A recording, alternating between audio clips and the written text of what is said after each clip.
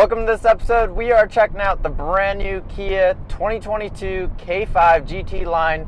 Beautiful car, super comfortable, really nice. I have to say, a plus you definitely want to get is the luxury package. That is something you definitely want to add on. I believe with the GT line goes for about $2,800. I've seen it up to $4,800. I believe that is with the GT, or if that's with the Stinger. With the luxury package on the GT line it is the leather, the panoramic moonroof, the highway assist, which is one of my favorite features. So definitely a really beautiful car. I've been driving this thing for about a month now. This is my 2,000 miles. I'm about to hit 2,000 miles, so this is a real world experience after 2,000 miles. I don't know where to start with this thing. There's a lot of pros and cons I love and hate about the car. The first part, I will say, is Apple CarPlay. So with the GT or LSX model, that model comes with a smaller display, but comes with wireless CarPlay, comes with wireless Android Play, which is super cool. In this one, it comes with a larger screen, which I'm a huge fan of, except it does not come with the wireless auto CarPlay and etc.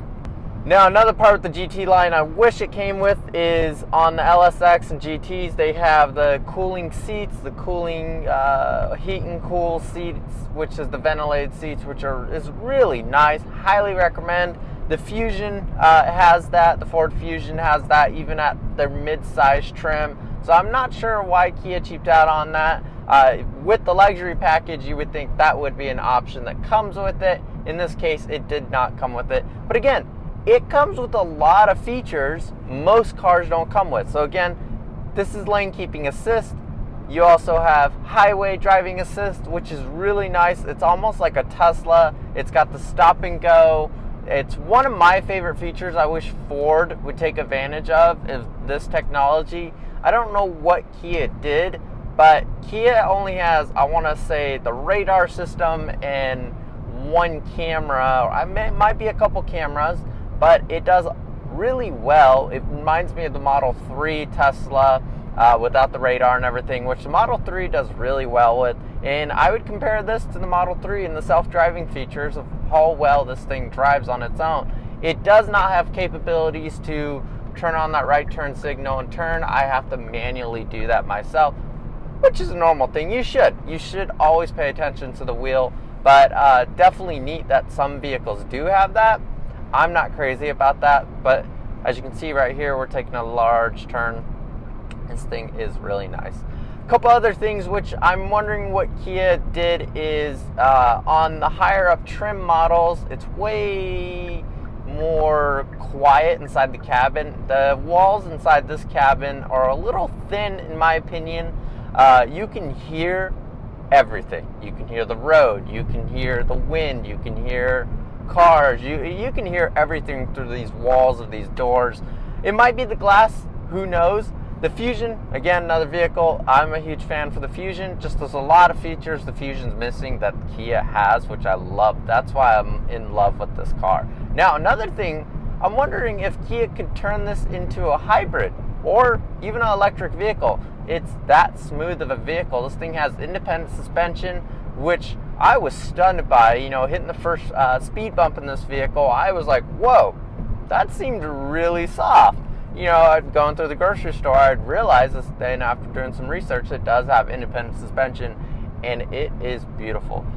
The engine on this thing, we'll kick this into sport mode, for example. Sport mode pops up right here.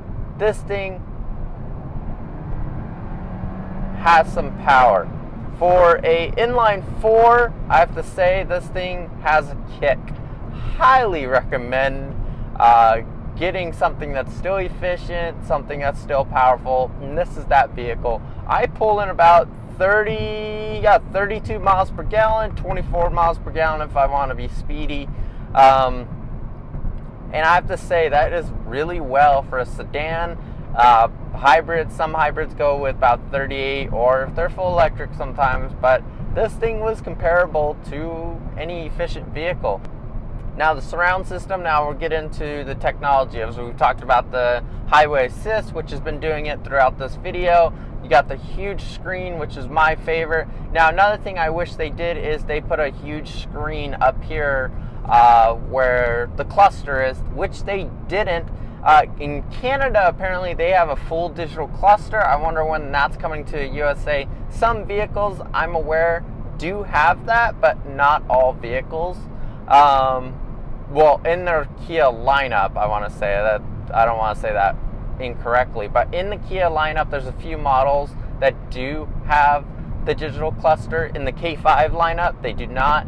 In the Stinger, I believe it does, and a couple of the SUVs do. So hopefully soon the K5 will get to adopt that feature. It's something I really loved in a couple of their other vehicles. Now, being in Arizona, the AC in this thing gets chilly. I don't know what they did, but they did pretty well. The only con I noticed is the vents here are very difficult to point at you. They seem to be such a wide point of view, or I don't know how to explain that, but the wind is not narrow. It pushes out in a wide angle, so it sucks because if the dog's sitting in the front seat, the dog's not getting hit with the wind. It's only just kind of, it's like a big fan. It gets cold, but it's not direct. You can't like point it exactly like your upper face or your lower face or your chest, armpits or something like that. I don't know. That is just my personal experience. Now, using remote start is interesting. So the remote start at, let's say in the morning at 6 a.m., I have the car scheduled to do a remote start. It will start up. It warms up a little bit, and they also have a limit cap of their remote start of only 10 minutes. I'm not sure why that is. The 10-minute limit isn't that bad, but I know with other vehicles, I've seen them up to 30 minutes. I wish I could adjust it to 20 minutes because I'll have to kick it in 2 times so that it's warm in the morning. The engine's warm, and also the climate inside is warm. So it's definitely interesting. I'm not sure what the deal is with that with Kia. I just wish they could extend that 10-minute time. Now, since we are talking about remote start, the remote, I don't understand this feature. Tell me if I'm wrong, or if I'm spoiled from all my previous vehicles, but in all my previous vehicles, I could have the vehicle on, I could get out and exit the vehicle, and then I could lock the vehicle with the vehicle running. So for example, people are like, why do you need to do that? Well, if you have a dog, you have your dog in the back seat and you want the vehicle staying nice and cool. For example, in Arizona, you want to lock it, you walk to the store, grab something real quick, walk back. Well, it seems like Kia doesn't allow that. From what I was told, older vehicles, some people have had that in older vehicles, not in the newer ones, I'm not sure.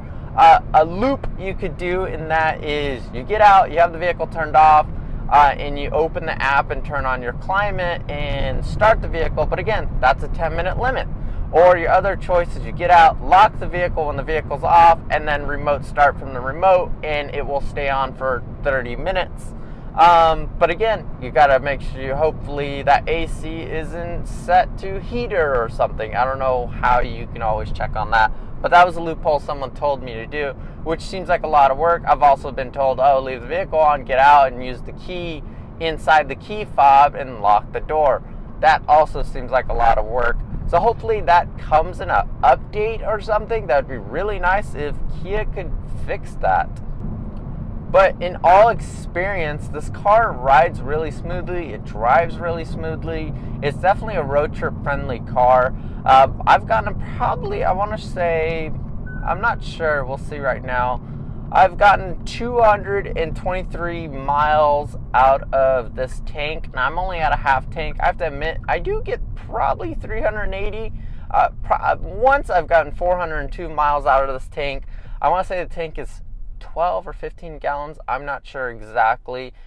But road trips, definitely a road trip friendly car. If you're in sport mode, yeah, you could bring that down to 300 miles. But again, it does really well. The performance on this thing for an inline four, it's turbocharged also. I don't know why I was going to say turbo, but yeah, turbocharged. So it does really well. I've always been told you don't want turbocharged in the heat, a high temperature area, for example, like Arizona. I don't know if that myth is true. If that is, tell me if that's true or not in the comments.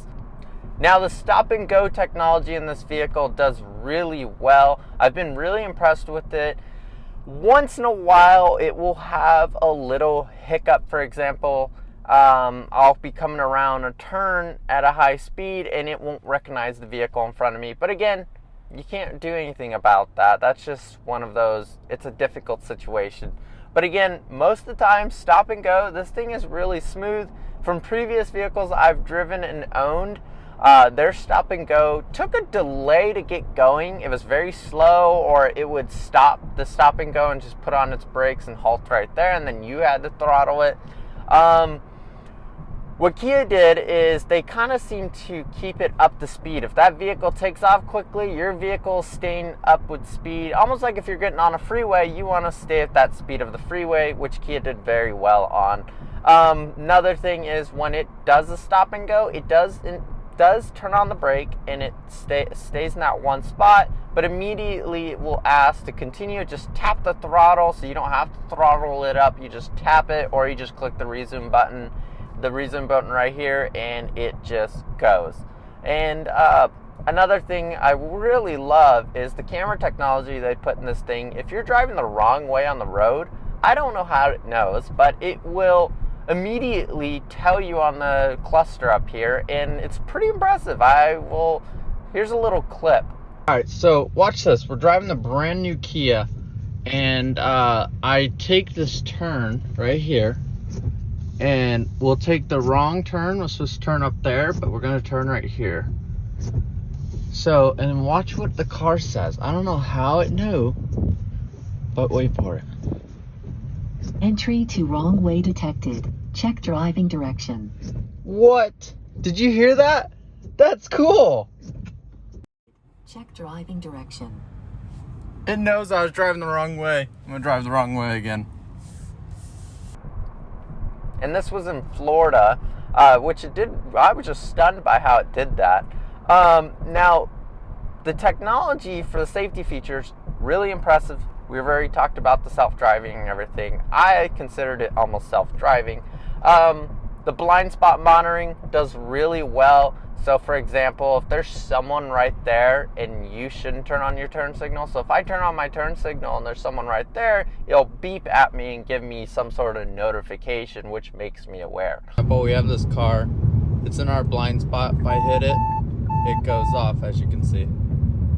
Another thing I noticed, which was pretty cool the other day, was I was heading down the highway and someone was coming around my rear right of me very quickly, cutting off the vehicle behind me.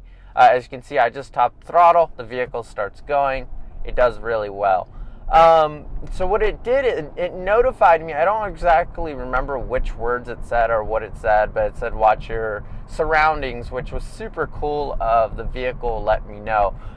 And what's so funny is I've been through some mountain area and the vehicle immediately notified me and said, hey, be aware there could be ice on the roads because the temperatures have dropped significantly. And I was like, wow, okay, that's pretty cool. Or if I'm jumping on the highway, which is going to be a long straightaway from Los Angeles or Las Vegas, it will give a little message and say, hey, drive safe.